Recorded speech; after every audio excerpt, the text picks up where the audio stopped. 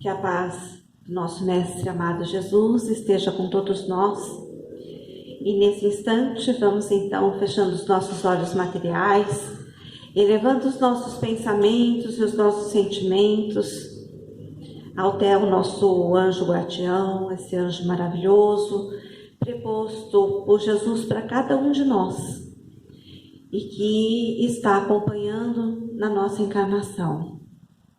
Vamos também elevando os nossos pensamentos e os nossos sentimentos até Maria de Nazaré, Mãe de Jesus e Mãe de todos nós, que ela possa nos envolver com o seu manto azul, com o seu manto sagrado de paz e de muito amor a todas as famílias, a todas as pessoas que se encontram em dificuldades, que se encontram num leito, doentes.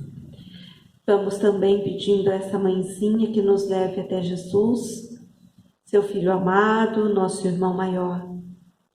Mestre amado Jesus, abençoa-nos, Mestre, com a sua bondade, com esses doces olhos desse Rabi da Galileia, que ele possa nos envolver na sua bondade e através das suas mãos de luzes e de paz, que ele nos leve até Deus Pai Todo-Poderoso, Senhor de tudo e de todos e Senhor de nossas vidas.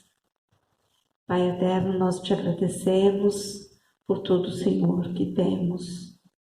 E assim, com a oração que Jesus nos ensinou, pedimos permissão para o Evangelho da noite, dizendo: Pai nosso que estais nos céus, santificado seja seu nome, venha a nós o seu reino, seja feita a sua vontade, aqui na terra como no céu.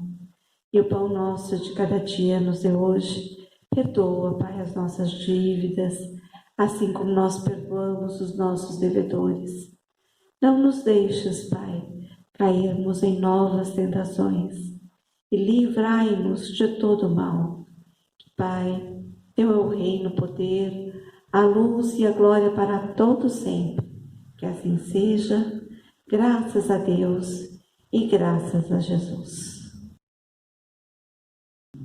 Mais uma oportunidade de estarmos aqui reunidos nessa iniciativa, de acordo com esse momento pelo qual a gente está passando, e que a gente fica muito feliz de ver que nós temos esta vontade e este empenho de passar por essas dificuldades, não esquecendo daquilo que nós temos como prioridade, que é estar junto um ao outro com Jesus. Hoje nós temos para reflexão, para que nós possamos meditar, pensar sobre os ensinamentos de Jesus, sobre o seu Evangelho, que nós possamos, neste momento, olharmos com carinho, com entendimento, à luz da doutrina espírita, para mais este ensinamento do Mestre. No capítulo 13 do Evangelho segundo o Espiritismo, o tema central é que a tua mão esquerda não saiba o que dá a tua mão direita. O objetivo do Evangelho segundo o Espiritismo é levar a todas as pessoas da humanidade, à luz da doutrina espírita, melhor entendimento para o Evangelho que se consta segundo os discípulos de Jesus no Novo Testamento. Muitos leem, mas muitas vezes nós temos essa confusão pela palavra e nos perdemos um pouco no entendimento. E a doutrina espírita, Allan Kardec, com a obra do Evangelho segundo o Espiritismo, vem trazer a luz ao entendimento. desse grande ensinamento deixado pelo nosso Mestre através dos evangelhos dos seus discípulos. Então nós buscamos hoje uma passagem interessante do nosso livro Evangelho segundo o Espiritismo, mas nós vamos nos atentar ao item 13 e o item 14, que são esclarecimentos, auxílio da espiritualidade para cada tema desenvolvido nessa obra. Allan Kardec sempre teve este cuidado de que buscava em vários pontos do nosso planeta, em diversos médiuns daquela época, confirmações, auxílios, esclarecimentos sobre os temas constantes na obra. E nós temos nesse item 13 e no item 14 essa ajuda desse espírito que se intitula como Caritas. E Caritas, na palavra latim, significa caridade. E no item 13, Caritas inicia dizendo da sua preocupação em relação às mães que buscam alimentar as suas crianças em meio a tantas dificuldades. Quando ele cita essa sua preocupação, ele diz que ele está do lado de uma jovem mãe, preocupada com o sustento do seu filho, desesperada, e ele ao lado lhe colocando intuições, inspirações e dizendo a ela na sua cadeia mental: força, tenhas coragem. E parece que aquela jovem mãe ouvia e pega aquela criança nos seus braços, levanta ao céu como se mostrando e dizendo: ajuda-me, porque aquela mãe, dando-lhe o seio materno, saía mirrado líquido para satisfazer a criança. Caritas também cita nesse mesmo item aquelas pessoas que trabalham ao longo da vida e na sua idade já avançada se encontram sozinhas.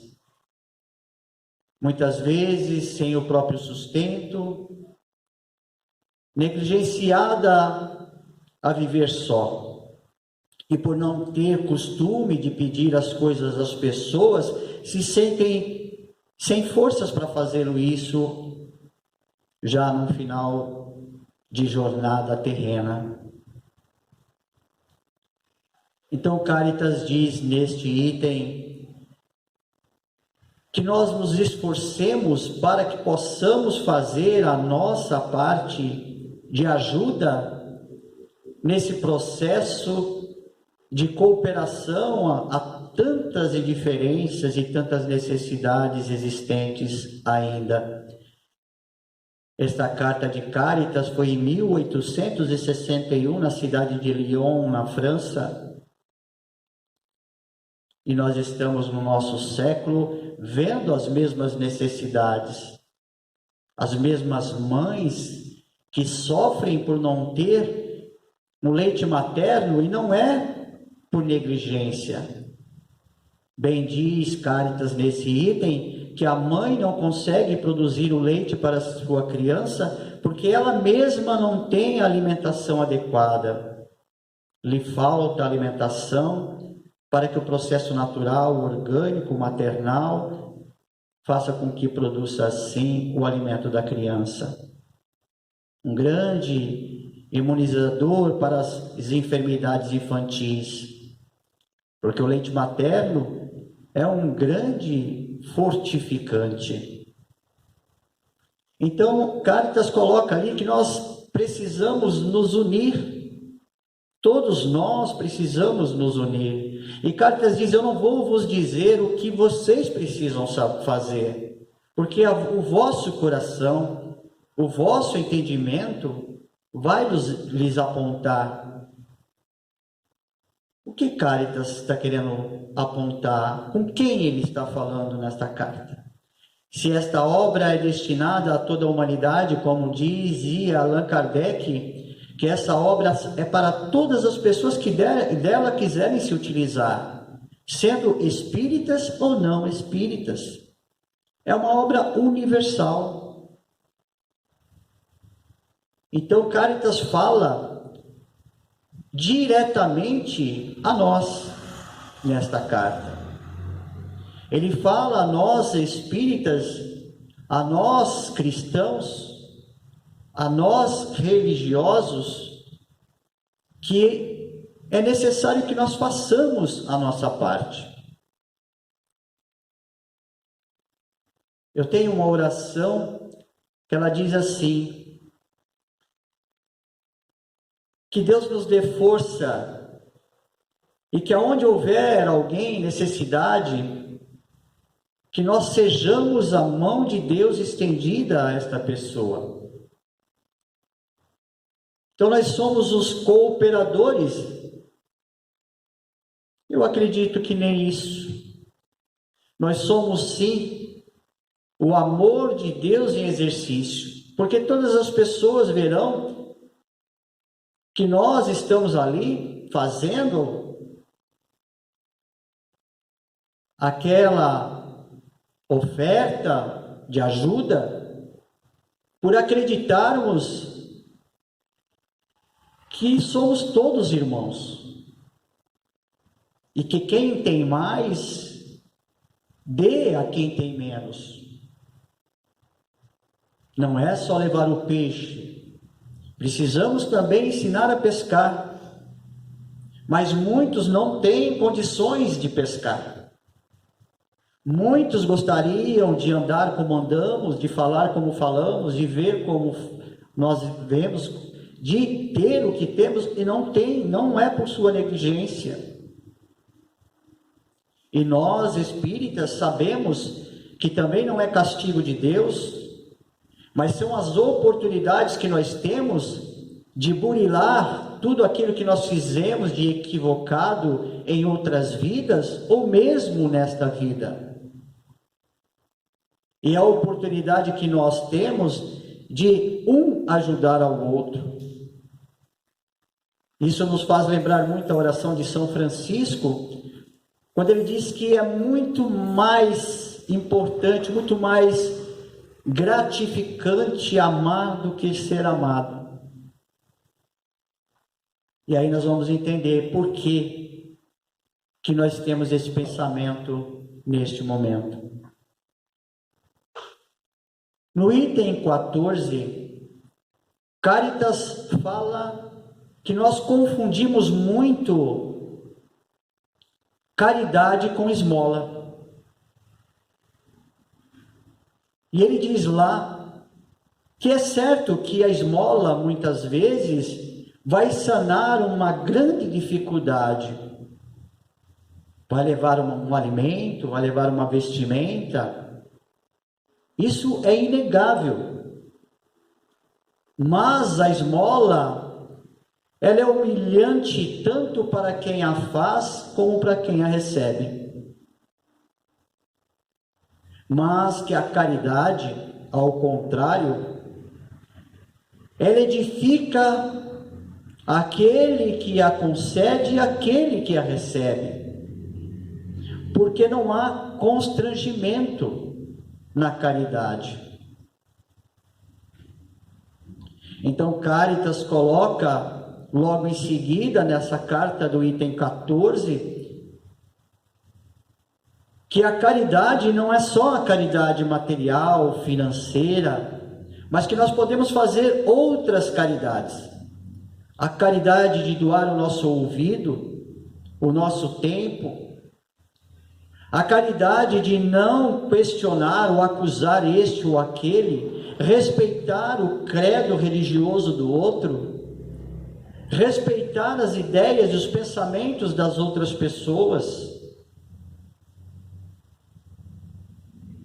não criticar este ou aquele porque nós não somos portadores de possível inferioridade, porque o outro bebe, porque o outro fuma, porque nós que somos espíritas, sabemos que nada fica estacionado, que tudo progride, e que se nós estamos hoje um pouco melhor em situações das coisas viciosas, dos prazeres imediatistas e passageiros, lá atrás nós já fomos também.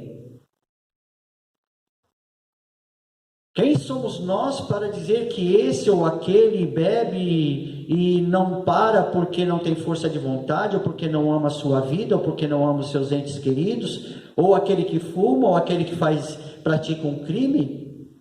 Nós não podemos, nós temos que ter caridade. Porque, na verdade, como eu estava vendo hoje num vídeo, um vídeo muito conhecido no meio espírita, sobre o menino Einstein, quando ele era estudante, quando ele toma a frente para ver um professor que humilhava um aluno na questão de existência de Deus,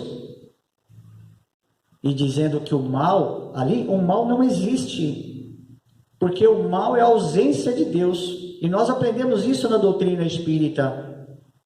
No terceiro livro do Livro dos Espíritos, das leis naturais e as leis divinas, nós aprendemos que quando nós nos afastamos das leis de Deus, ali começa o mal. Porque o bem está em nós. Nós não nascemos com o mal. Deus não fez o mal em nós. São as nossas decisões dentro desse ambiente que nós vamos nos conhecendo, das coisas que são colocadas a nós, para que nós possamos crescer e adquirir virtudes, porque não há privilégios na lei de Deus, há merecimento. Deus não cria anjos desde a sua criação. Esses seres iluminados, superiores, se formam ao longo das suas existências, alguns mais rápidos, outros nem tanto, mas todos se forjam dentro da experiência das próprias dificuldades de viver com o meio. O que Jesus disse? Eu venci o mundo. Ele não disse eu venci no mundo, eu venci o mundo.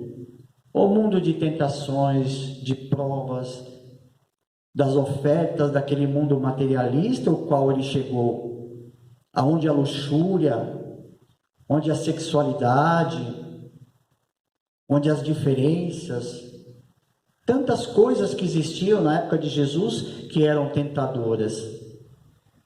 E principalmente para Jesus, que era um espírito que vinha num corpo sadio, num corpo forte.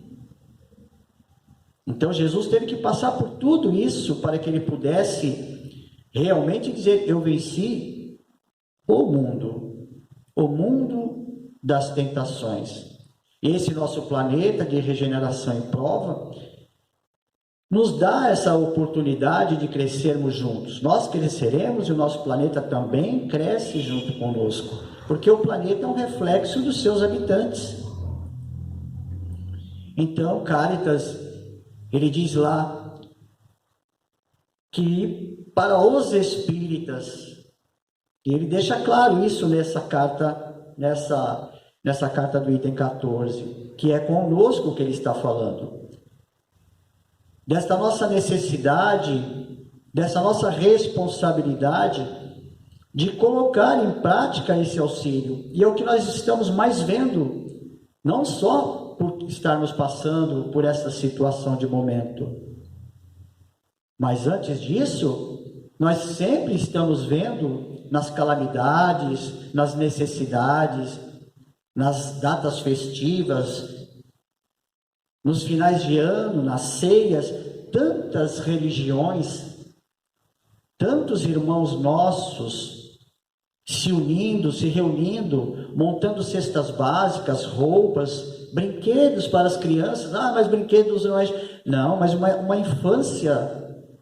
o valor daquela criança naquele momento é o brinquedo. Mas através do brinquedo se leva também o alimento aos seus pais, leva o esclarecimento e a boa nova, a fraternidade, a caridade verdadeira, essa que Caritas tanto nos pede. E não de simplesmente dar uma esmola, porque quando nós damos a esmola, nós já damos, já dizemos, olha o que você vai fazer com o meu dinheiro. Quer dizer, nós já achamos que o dinheiro ainda é nosso. Você tem certeza que você vai realmente comprar uma Marmitex? Você tem certeza? Você não vai usar para comprar droga, para comprar bebida? Essa é a esmola. Porque compete a cada um de nós, na nossa individualidade, tomar a decisão certa. E aí que está a grande evolução. Eu lembro que um dia eu estava numa cidade vizinha, e no final das nossas pré-eleições, veio uma pessoa, um morador de rua, pedindo auxílio, e eu e meu amigo que estávamos juntos, nós demos uma parte, e ele conhecia muito bem a doutrina espírita, nós ficamos espantadíssimos com isso. Ele começou a falar das obras, inclusive de Richard Simonetti, e ele ficou ali conosco, o centro espírita fechou, e ele ficou com a gente ali, nós tivemos que empurrar ele embora, porque ele não queria mais largar da gente. E nós fomos embora. Porque ele não queria só o dinheiro, ele queria entender o que estava acontecendo. E eu lembro muito bem a pergunta que ele me fez. E se eu usar esse dinheiro que o Senhor me deu, né? Essa forma de tratamento, para tomar uma cachaça? Deus vai me castigar? E eu disse para ele, não, Deus não, você vai sentir o efeito da cachaça. Porque isso é uma coisa natural, isso é comprovado. Mas Deus não vai te castigar. Eu sei que de repente eu estava de manhã em Indaiatuba, o telefone, o meu celular tocou, e era a nossa irmã lá da cidade, vizinha, e ela disse, Samuel, lembra aquele senhor que ontem na saída do culto nosso lá, né, eles falam muito culto lá, né, da nossa pré-eleição, e ficou conversando com você, e depois nós fechamos e ainda ficou conversando. Eu lembro. Eu fui na padaria de manhã e ele estava lá sentado com um pãozinho e manteiga e um café com leite. E eu ouvi, Samuel, quando ele disse para o homem que aquele dinheiro que ele estava tomando café com leite, ele tinha ganho naquela noite anterior. Então a decisão foi dele. Naquele momento, onde você faz, ou você aplica a verdadeira caridade, não é necessário ter a humilhação, o constrangimento do outro. Mas é necessário que nós possamos fazer do jeito que está escrito lá, nesse capítulo 13, que a nossa mão esquerda não saiba o que dá a nossa mão direita. Porque muitas vezes nós, religiosos, nós vamos fazer uma caridade e não se atentamos que nós estamos fazendo, na verdade, é a aplicação da esmola. Vamos levar uma ajuda e já pedimos para a pessoa frequentar o lugar que a gente frequenta. Já vamos levar uma ajuda e perguntamos se ela é isso ou se ela é aquilo. Já vamos levar ajuda e condicionamos a pessoa num ritual. E isso tem que ser tudo separado. Que seja feito de uma forma sutil, com certeza. Porque muitas vezes na porta de um templo religioso bate alguém que está com uma necessidade muito grande, a barriga está vazia, não tem nada para comer. Então é importante que nós auxiliemos a pessoa, mas sem constrangimento. A convidemos quando ela quiser, se quiser, para participar conosco, porque ela sabe onde ela está, ela sabe onde ela veio buscar ajuda. E ela veio no intuito de buscar, porque ela acredita que ali ela vai encontrar ajuda, que ninguém vai bater a porta na sua face. Então, dentro desse ensinamento, nesse item 14, Cáritas também fala sobre a nossa importância e como aplicar essa caridade. E Paulo de Tarso já diz isso. Que me adianta mudar uma montanha de lugar, curar o cego, ou tirar o demônio daquela pessoa, ou falar a língua dos anjos, se eu não tiver amor. Esse amor é a caridade. Porque a caridade é filha do amor, essa caridade verdadeira. E aí, Cáritas fala um pouquinho mais sobre um assunto interessante. Naquela época, na França, estava no período se aproximando, porque lá faz muito frio. E ele faz uma citação. Ele fala o seguinte, que ele entrou num determinado lugar e ele ficou muito alegre, porque ele estava ali como espírito. Ele visitou aquela mãe novinha, depois ele foi nos asilos, e ele foi vendo as pessoas idosas jogadas, aqueles pais órfãos de filhos vivos. Pais que são renegados à orfandade e têm filhos. E Tiago, no Evangelho, no Novo Testamento, ele já diz isso, que quando a mulher fica viúva, ou quando o homem fica viúvo, é a igreja que ele frequenta, o templo que ele frequenta, que tem que ajudá-lo. Mas, se ele tiver filhos, será agradável a Deus que esses filhos o ajudem. E nós vemos hoje pessoas idosas, sozinhas, tão necessitadas de carinho, de uma palavra amiga, aonde os nossos irmãos que lá trabalham, nesses asilos, nesses orfanatos, fazem a parte da família. As visitas no final de semana de grupos voluntários que vão para alegrar esses corações, que muitas vezes veem alguns receberem seus familiares e eles, às vezes você senta ali para conversar e falar, visitava toda semana, depois ficou de 15 dias, depois ficou de mês, depois não veio mais. E você vê aqueles olhos cansados encherem-se de lágrimas. Então o Cáritas, ele está passando por todos esses lugares, ele contando para a gente dessa necessidade que existe aqui entre nós. E ele fala que passando nesse salão, nesse galpão, ele vê mulheres trabalhando a toda velocidade. E felizes, alegres, cantando, confeccionando várias vestimentas, roupinhas de criança, roupinhas de adultos, porque elas tinham pressa, porque logo o frio ia chegar. Então, às vezes, alguém questiona quando alguém tem a atitude de pegar um cobertor e levar para um morador de rua que não quer buscar um albergue, não quer receber uma ajuda de um albergue, quer ficar na rua, colocar lá, né, um cobertor à sua disposição. Aí a pessoa critica, ele vai jogar fora, ele não quer isso, ele quer dinheiro para beber. E a gente não sabe o que vai acontecer dali para frente. A gente não sabe se a partir das atitudes constantes de amor, da caridade verdadeira, aquele coração pode acordar. E quantos corações acordam? Quantos corações acordam? E essas mulheres felizes, cantando, demonstração de quê? De que estão ali fazendo com prazer, com amor, a caridade verdadeira. Não é uma coisa cansativa. Elas não estão fazendo aquilo para ganhar os céus, para serem eleitas para a vida eterna, no paraíso. É a caridade verdadeira.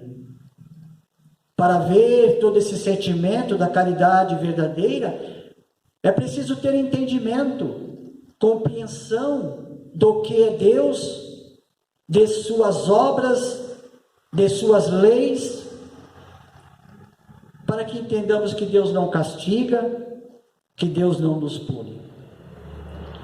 Então aqui nosso irmão espiritual Cáritas deixa esse aviso a todos nós, da necessidade de atravessarmos as dificuldades, um ajudando ao outro.